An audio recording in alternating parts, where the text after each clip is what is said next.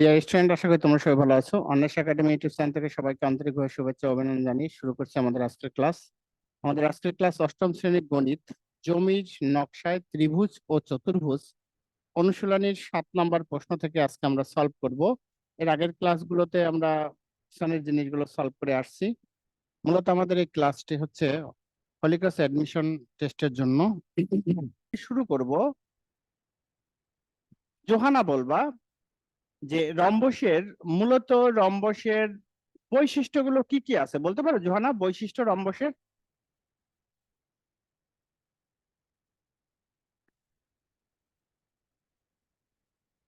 রম্বসের প্রতিটি বাহু সমান। রম্বসের কর্ণদ্বয় পরস্পরকে সমকোণে সমাদ্বিখণ্ডিত করে। ক্লিয়ার? জোহানা একটু দ্রুত উত্তর করবা। জি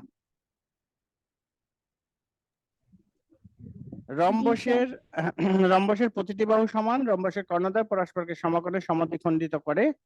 এই এবং রম্বসের পরিধি নির্ণয় করতে বলছে। তাহলে রম্বসের পরিধি নির্ণয় করতে হলে পরিধি, পরিধি মানে কি?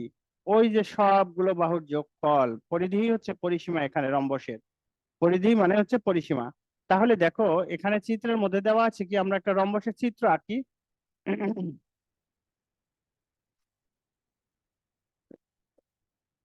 এভাবে খাতায় একটা রম্বসের চিত্র আঁকো বাবা। এ, বি, সি, ডি চিত্র আঁকলাম। আর এই একটা কর্ণ এসি, একটা কর্ণ বিডি, একটা কর্ণ। এই কর্ণদ্বয় পরস্পর ও বিন্দুতে ছেদ করে, পরস্পর ও বিন্দুতে ছেদ করে।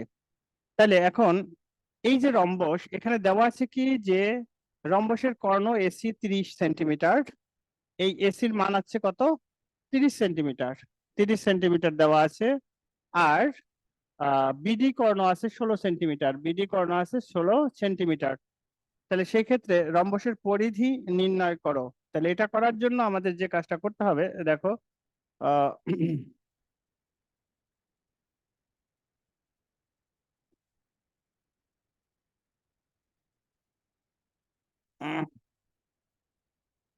7 নম্বর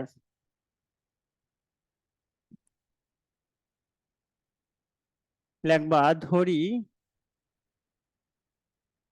রম্বসের কর্ণ এসি সমান সমান D1 এবং ধরে নিচ্ছি আর কি কর্ণের মান বিডি সমান সমান D2 এবং কর্ণদ্বয় কর্ণদ্বয়ের ছেদ বিন্দু, এই যে পরস্পর ও বিন্দুতে ছেদ করছে, কর্ণদ্বয়ের ছেদ বিন্দু ও, ছেদ বিন্দু ও। সুতরাং তাহলে কি আছে? এসি সমান সমান D1 সমান সমান কত আছে? 30 সেন্টিমিটার। 30 সেন্টিমিটার। আর একটা মান আছে কি? আর একটা মান হচ্ছে এবং বিডি সমান সমান D2 সমান সমান 16 সেন্টিমিটার। তাহলে রম্বসের ক্ষেত্রফল বের করতে হবে। আমরা জানি আমরা জানি রম্বসের ক্ষেত্রফল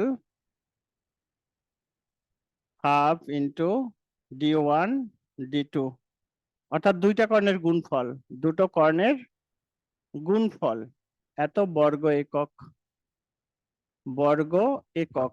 যতক্ষণ না মান বসাবা ততক্ষণ বর্গ একক লিখতে হবে। হ্যাঁ, তাহলে সুতরাং এ, বি, সি, ডি রম্বসের ক্ষেত্রফল, রম্বসের ক্ষেত্রফল কি হবে? হাফ ইন্টু 30, মানগুলো বসাবা। হ্যাঁ, 30 cm গুণ 16 cm। তাহলে এখন কাটাকাটি করো, 15 × 2 = 30। 15 আর 16 গুণ করবা। 15 আর 16 গুণ করলে কত হয় স্যার? 6 × 15 = 90। আছে 15, 16, 17, 18, 19, 20, 21, 22, 23, 24, 240 সেন্টিমিটার গুণ centimetre, centimetre square, centimetre square. এখন আমরা জানি রম্বসের কর্ণদ্বয় পরস্পরকে কি করে, সমকোণে সমাদ্বিখণ্ডিত করে। এবার লক্ষ্য করো স্যার, এই যে যেহেতু রম্বসের কর্ণদ্বয় পরস্পরকে সমকোণে সমাদ্বিখণ্ডিত করে, এই বাহু আর এই বাহু সমান, আর এইটুকু আর এইটুকু সমান, তার মানে এই 16কে 2 দিয়ে ভাগ করলে 8 পাবো, এখানে 8, আবার 30কে 2 দিয়ে ভাগ করলে 15 এখানে পাবো, 15 ওখানে পাবো। বুঝতে পারছো কি জোহানা? জি স্যার। ফৌজিয়া বের হয়ে গেছিল ক্লাস থেকে? হ্যাঁ, সরি বাবা, আমি খেয়াল করি নাই তুমি যে ক্লাস থেকে বেরিয়ে গেছো। আচ্ছা দেখো, তাহলে আমরা রম্বসের ক্ষেত্রফল বের করেছি। এখন আমরা জানি রম্বসের কর্ণদ্বয় পরস্পরকে সমকোণে সমদ্বিখণ্ডিত করে, কথাটা লিখতে হবে। হ্যাঁ, লেখো, আমরা জানি রম্বসের কর্ণদ্বয় কর্ণদ্বয় পরস্পরকে সমকোণে সমদ্বিখণ্ডিত করে, সমদ্বিখণ্ডিত করে। আচ্ছা, তাহলে আমরা লিখতে পারি কি স্যার, সমকোণে সমদ্বিখণ্ডিত করে, অর্থাৎ লিখতে পারি এও সমান সমান ওসি ইকুয়াল 30 সেন্টিমিটার ভাগ 2 ইকুয়াল 15 সেন্টিমিটার, এবং বিও সমান সমান ওডি সমান সমান 16 সেন্টিমিটার ভাগ 2 ইকুয়াল 8 সেন্টিমিটার। বুঝতে পারছো? এখন দেখো, এইটা যদি সমকোণ হয় 90 ডিগ্রি, তাহলে আমার বের করতে হবে রম্বসের এই পরিসীমাটা, মানে বাহুর দৈর্ঘ্য আগে নির্ণয় করে নিতে হবে, বাহুর দৈর্ঘ্য নির্ণয় করে নিতে হবে। তাহলে বাহুর দৈর্ঘ্য যদি নির্ণয় করতে হয়, এখন আমরা যে কোনো একটা এ ও বি একটা ত্রিভুজ নাও, সমকোণী ত্রিভুজ, লিখবা যে এ ও বি সমকোণী ত্রিভুজে, সমকোণী ত্রিভুজে পিথাগোরাসের পিথাগোরাসের উপপাদ্য বসিয়ে পাই, বসিয়ে পাই। আচ্ছা, পিথাগোরাসের উপপাদ্য যদি বসাও তাহলে কি হয়, এই উপরে লিখলাম। হুম স্যার, এই পর্যন্ত লেখা শেষ করেন, একটু মুছে ফেলতে হবে কারণ জায়গা কম।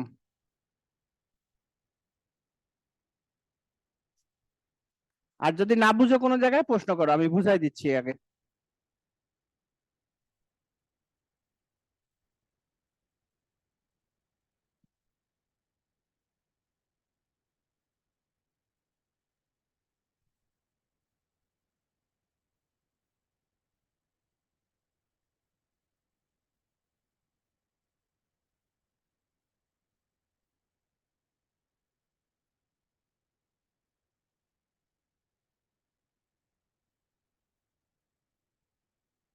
হুম,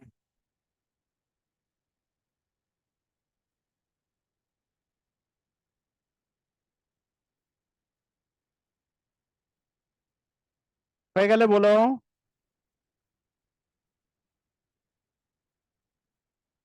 জি স্যার, হইছে। আচ্ছা, জোহানা হয়েছে? জি স্যার। আচ্ছা, বুঝতে পারছো? জি স্যার। আচ্ছা, তাহলে এখন পিথাগোরাসের উপপাদ্য যদি আমরা বসাই, তাহলে পিথাগোরাসের উপপাদ্যটা কি হয় দেখো।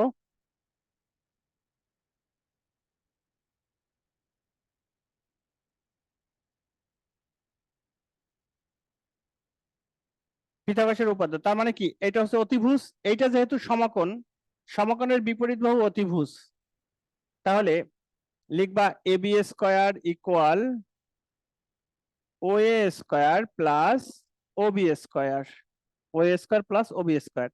এখন মান বসাও। এ বি স্কোয়ার, ও এর মান হচ্ছে 15, 15 স্কোয়ার যোগ 8 স্কোয়ার, 15 15 গুণ করলে কত হয়?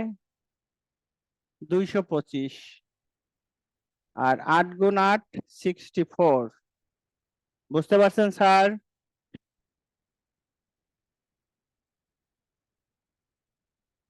এখন বা এ বি স্কোয়ার, এই দুটো যোগ করো, কত হয়? 5 আর 4 9, 6 আর 2 8, 279, 279।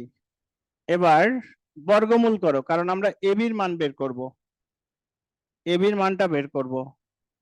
Root over A B square equal 279। 279 বর্গ সংখ্যা কি স্যার? 17 গুণ 17 করলে 279 হয়। সুতরাং এবি সমান সমান 17 সেন্টিমিটার। এবার দেখো, এইটা 17, তার মানে এটাও 17, তার মানে এটাও 17, তার মানে এটাও 17। তাহলে রম্বসের একটা বাহু পাইছি 17, তার মানে কি রম্বসের এখন পরিসীমা বের করতে হবে। তাহলে সুতরাং রম্বসের পরিসীমা লিখে নাও যে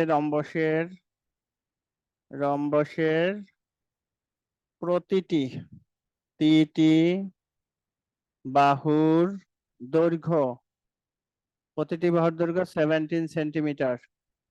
তাহলে এটা মানে বইয়ে লেখছে পরিধি না স্যার? জি স্যার। পরিধি তো এ জীবনেও হবে না, পরিধির আকার। পরিধি কখনোই হবে না, কারণ পরিধি একমাত্র বৃত্তে থাকে, এটা তো আর বৃত্ত না, এটা পরিসীমা হবে। সুতরাং রম্বসের পরিসীমা 4টা বাহুর যোগফল 4 × 17। বুঝতে পারছো? এভাবেও করতে পারো, অথবা 17 যোগ 17 যোগ 17 যোগ 17। এটা করা ঠিক হবে না। 4 × 17, হ্যাঁ, 17 সেন্টিমিটার, এটা করবা। 4 7 28, 4 × 4 2 68 সেন্টিমিটার। এইটাই হচ্ছে উত্তর। এই যে 17 4 বার যোগ, এটা করাটা ঠিক হবে না, এটা যারা না বুঝে তারা করে। আর আমরা হোলি ক্রসে অ্যাডমিশন দিব, তা আমরা যদি না বুঝি কথাটা, আহ, এটা প্রকাশ করানো যাবে না খাতায়, আমরা সবাই বুঝি।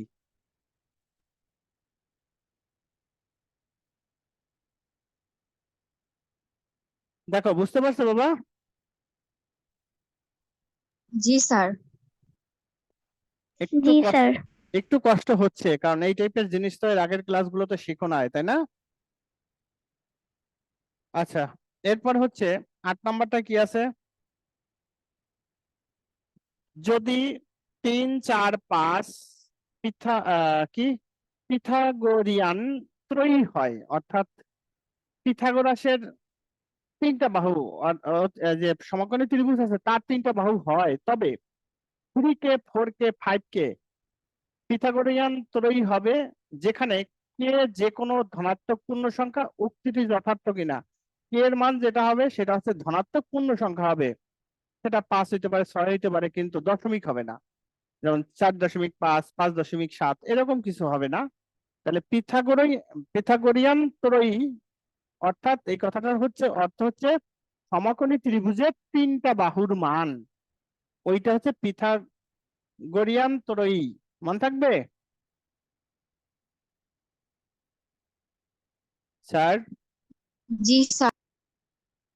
আচ্ছা, তাহলে অর্থাৎ এইরকম বিষয়টা, এটা হচ্ছে পিথাগোরান ত্রয়ী, এটা হচ্ছে পিথাগোরাসের উপপাদ্যের সমকোণী ত্রিভুজ। হ্যাঁ, এখন অতিভুজ কোনটা হবে? অতিভুজ হবে হচ্ছে বড় বাহুটা অতিভুজ, তারপর এটা, তারপর এটা একটা দিলেই হলো। সবসময় মনে করবে যে বড় বাহুটা হয় অতিভুজ। এটা জাস্ট আমি বোঝানোর জন্য এই চিত্রটা এঁকে নিলাম। হয়, এখন পিথাগোরাস ত্রয়ী যদি হতে হয় তাহলে অবশ্যই আমাদের পিথাগোরাসের উপপাদ্যটা মেনে চলতে হবে। তাহলে আমরা কি লিখতে পারি দেখো,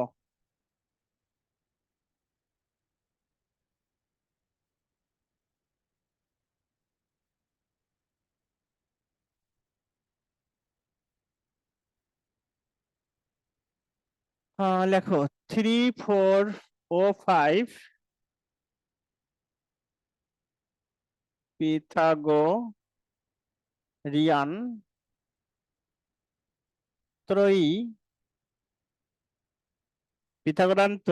অর্থাৎ ওই যে পিথাগোরাসের উপপাদ্যটা লিখতে হবে, হ্যাঁ,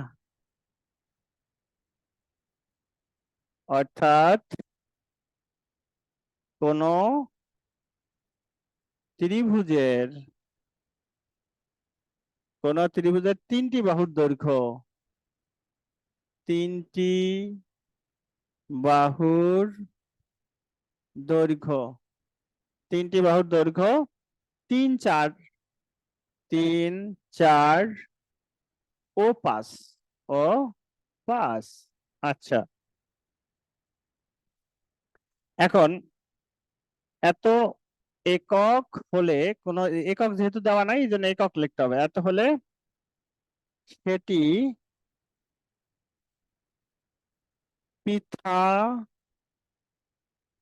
পিথাগোরাসের উপপাদ্য বা সূত্র মেনে চলে, যেটাই লেখো, উপপাদ্য মেনে চলে। আচ্ছা,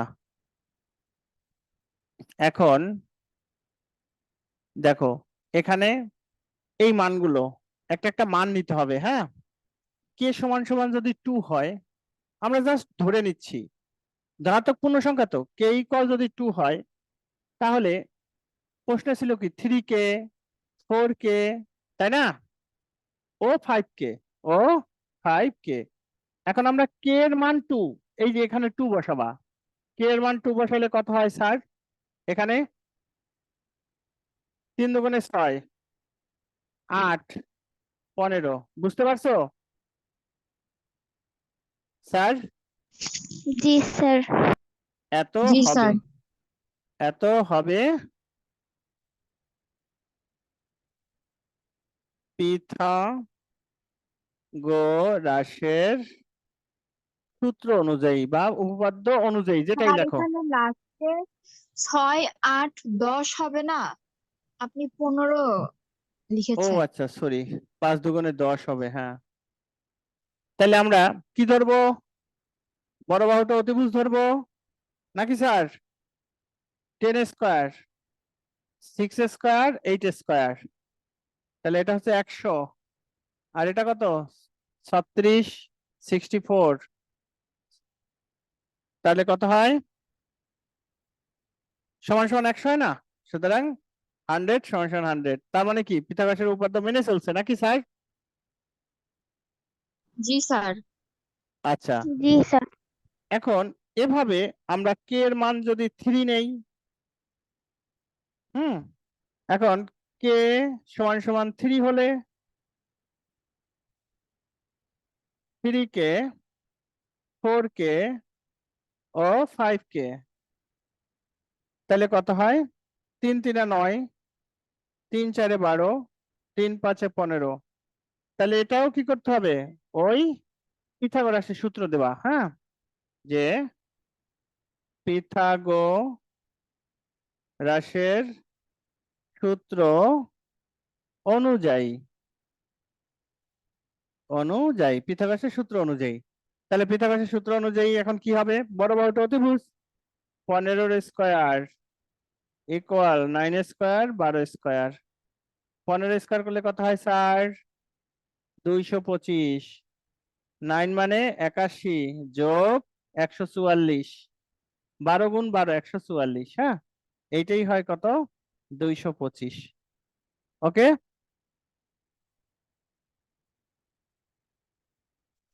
এভাবে এখন আরেকটা মান নাও, কে ইকুয়াল 3, হলে 3K, 4K ও 5K সমান সমান 3 তো নিছি, 4 নেবো এবার, 4, 12, 16, 20, পিথাগোরাসের সূত্র অনুসারে,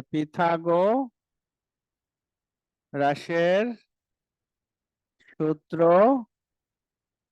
অনুযায়ী বা অনুসারে যেটাই লেখো। তাহলে 20-এর স্কয়ার 12 স্কয়ার 16 স্কয়ার, তাহলে কত হবে? বা 400, 12 12 144, 16 গুণ 16 কত হয়? 16 গুণ 16 স্যার 196, 16 গুণ 16 196 নাকি 16 গুণ 16 256 স্যার, 16 গুণ 16 256 সমান সমান কত? 400। তাহলে এখন তুমি এইভাবে যদি কে এর মান 5 নাও, কে এর মান 6 নাও, হ্যাঁ, অর্থাৎ লিখবা কে এর মান যে কোনো ধনাত্মক পূর্ণ সংখ্যার জন্য পিথাগোরিয়ান ত্রয়ী বা পিথাগোরাসের সূত্র মেনে চলে, এই কথাটা লিখতে হবে। হ্যাঁ, কে এর মান যে কোনো ধনাত্মক পূর্ণ সংখ্যা হলে পিথাগোরিয়ান ত্রয়ী সত্য।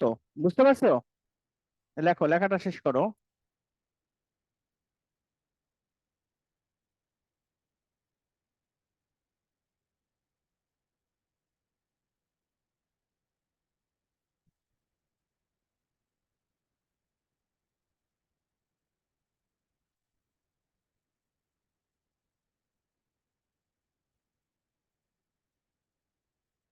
চার হয়েছে।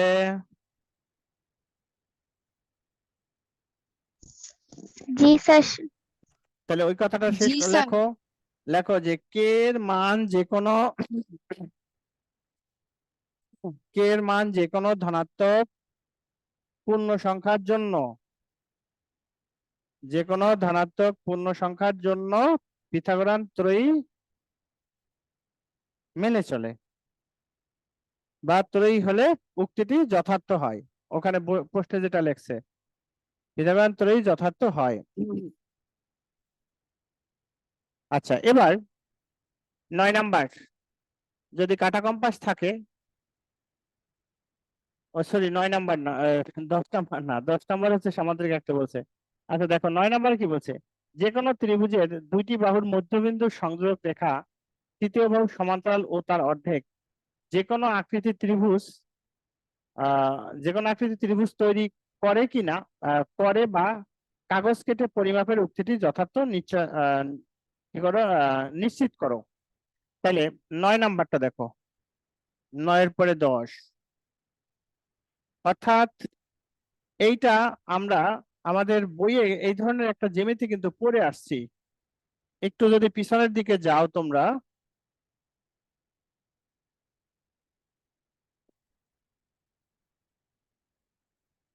বলছি দাঁড়াও, অর্থাৎ 104 পেজে যাও,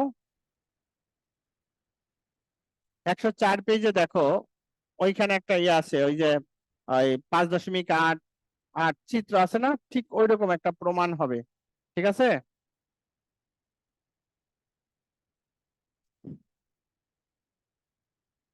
দেখো করে দিচ্ছি।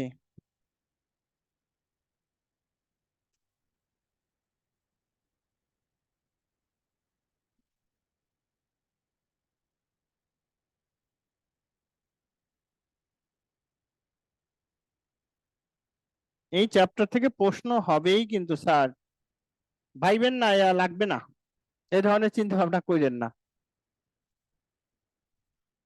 মার্কার রাখলাম কই, হ্যাঁ,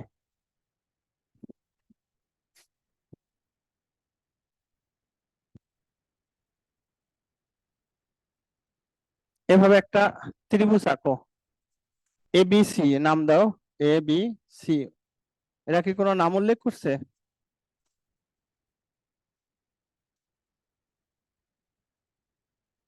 9 নাম্বার এটা, না এরা কোনো নাম উল্লেখ করেনি, তার মানে তুমি যে কোনো নাম দিলেই চলবে। হ্যাঁ, এ বি সি, তারপরে এভাবে একটা সমান্তরাল সরল রেখা আঁকো মাঝ বরাবর, ডিই।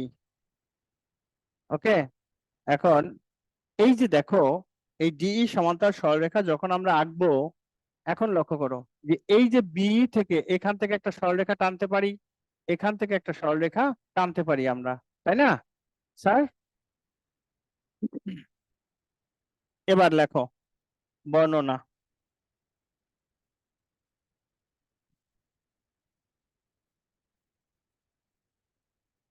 লেখো মনে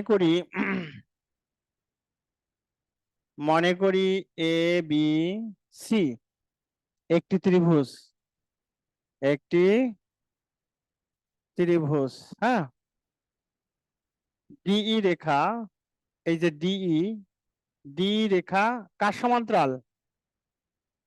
ডি রেখা এবিসি ত্রিভুজের, D Rekha A B C এর এবি ও এসি বাহুর মধ্যবিন্দু সংযোজক সরলরেখা, বাহুর মধ্য বিন্দুর সংযোজক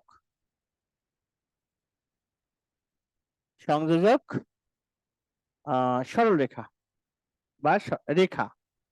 এখন দেখো, লক্ষ্য করো যে এই যে ডি রেখা এবি এবং এসি বাহুর মধ্যবিন্দু, এই ডি যদি এবি এর মধ্যবিন্দু হয় তাহলে এখানে এডি সমান সমান বিডি হয়, এবং এটাও লেখা যায় এই সমান সমান সিই। এটুকুই বোঝা গেছে স্যার?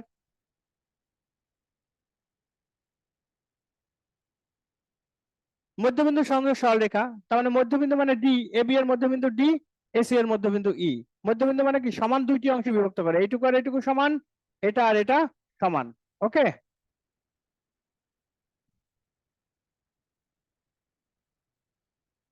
অঙ্কন বিই ও সিডি যোগ করি, কারণ এই কাজটুকুই তো করছি, বিই আর সিডি যোগ করছি।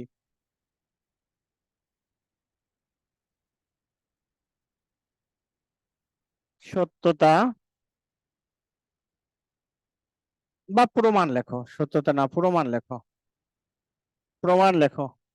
তাহলে আমরা পিছনে পড়ে আসছিলাম, অর্থাৎ যদি একই ভূমি বা সমান্তরাল সরলরেখা হয়, সেখানে এক বা একই উচ্চতা বিশিষ্ট হয়, তাহলে আমরা লিখতে পারি ত্রিভুজ এ ডিই বাই বি ডিই, ত্রিভুজ সমান সমান কি এডি বাই ডিবি, অর্থাৎ ত্রিভুজ দুটি একই উচ্চতার। লেখবা ত্রিভুজ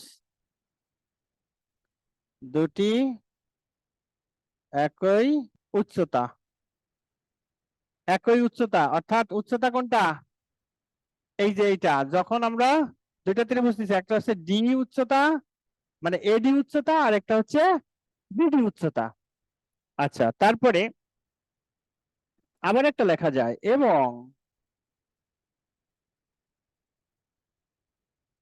ত্রিভুজ এডিই বাই ত্রিভুজ ডি ই সি ইকুয়াল এই বাই ইসি, এই বাই ইসি, ওই একই কথা লিখবা, ত্রিভুজ একই উচ্চতার, ত্রিভুজ একই উচ্চতার।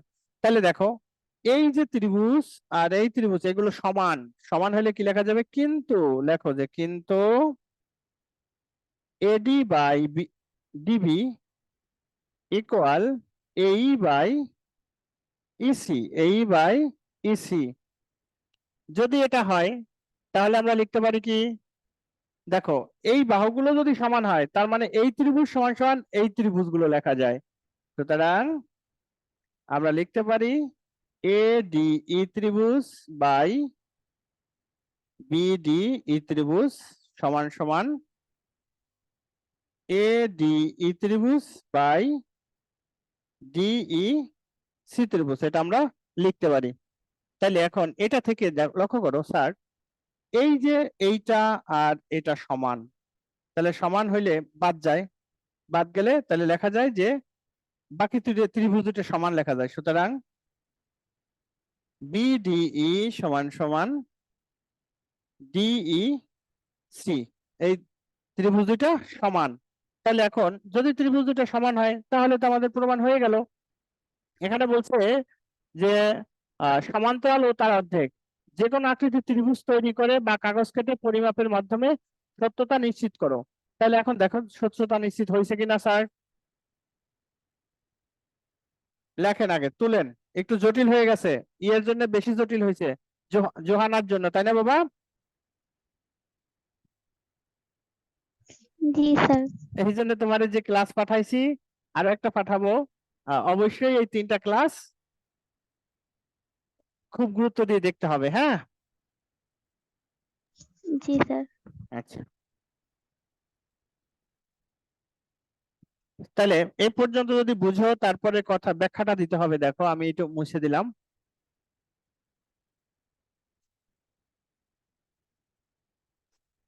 এখন লিখবা কিন্তু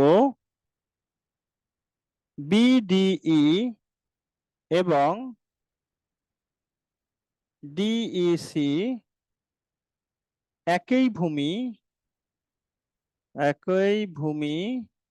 কিসের উপরে? ডিই, একই ভূমি ডিই এর একই পাশে অবস্থিত। একই ভূমি ডিই এর একই পাশে অবস্থিত। ডি এর একই পাশে অবস্থিত। সুতরাং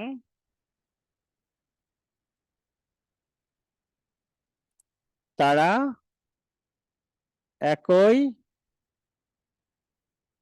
একই সমান্তরাল। দেখো এইটা আর এটা সমান্তরাল, হ্যাঁ? একই সমান্তরাল যুগলের মধ্যে অবস্থিত। একই সমান্তরাল যুগলের মধ্যে অবস্থিত।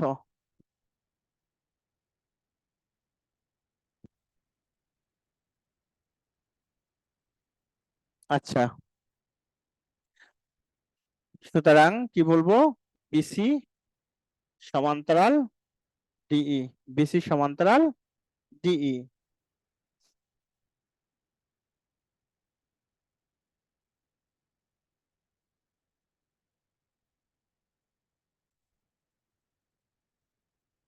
এবং ডিই রেখা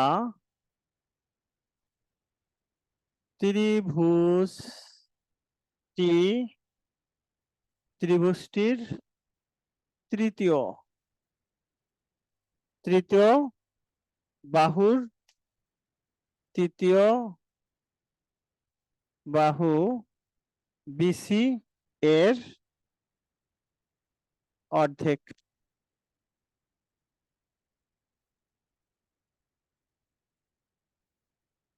ওকে স্যার?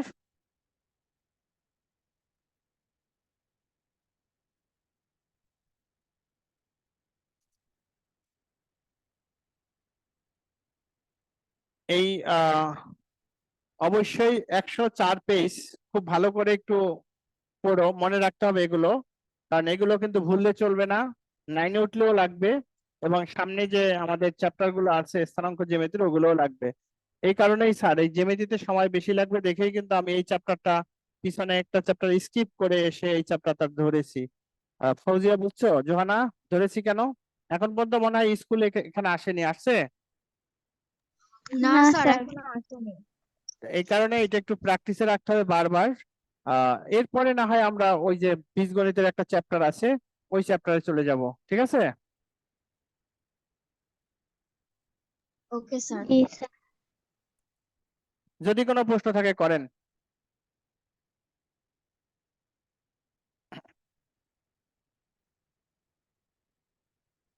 নাই মনে হয় কোনো প্রশ্ন। যাই হোক, আমাদের আজকের ক্লাসে এই পর্যন্তই থাকবে।